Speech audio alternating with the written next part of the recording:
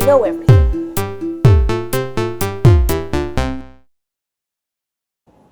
How do you write a movie?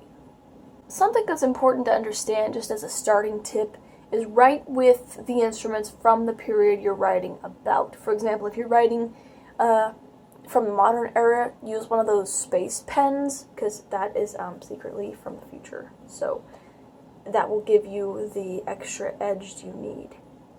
And then if you're writing from, like for example, about the Neolithic period, just write in dog blood on cave walls. This will preserve your art in the purest way possible. It's also very easy to read for people who are more visual oriented. Now to get on to the main part, it is important for you to understand the difference between a good movie and a good story. Because, here's the thing. Sometimes people try to write good stories. Now, everybody appreciates a good story, but the thing is, that could crash the market. Right now, we have Hollywood is creating a whole bunch of they're good sellers, they're bad stories, and they are just flooding us with them. And, we're helpless, so we have to buy it. Now, if somebody came out there with a good story and that actually got into a movie, the result would be catastrophe.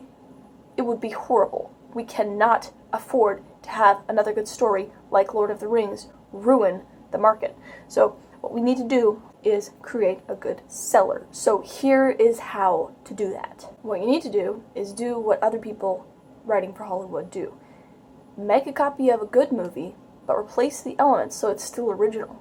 Now, the best thing you could possibly do is take a movie with a male cast, a male main character, replace the cast with females and minority groups that are specifically minorities to the United States. Not minorities to Africa, because then you would have white people.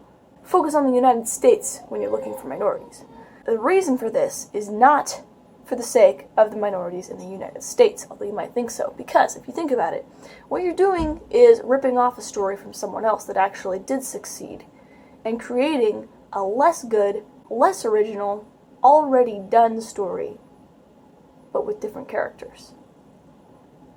See, if you were writing for minorities and females, etc., you would be writing a new story, a good story, something original.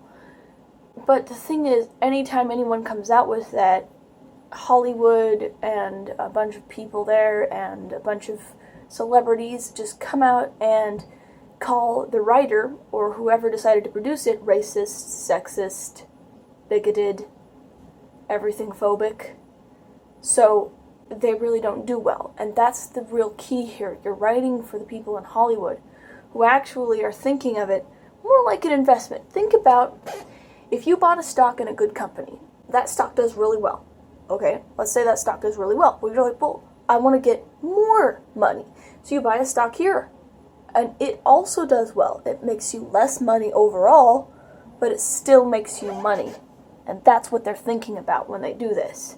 They don't want an original story. They want a repeat story that takes less creativity, and they can basically just use the exact same set they used the last time. So they can save a whole bunch of money and come out with their trump card of being an ally. Because that's what they call themselves. Because they're mostly white and male. But that part doesn't matter. So the benefits are you get credited with making a great story without actually having put in very much time into the story and the character development. And the danger, of course, is you will probably still be called racist and sexist in some way. The best thing to do in the event of fame is to temporarily don the guise of being gay, especially if you are a straight white male. You can at least avoid some of the harassment that way. You're welcome.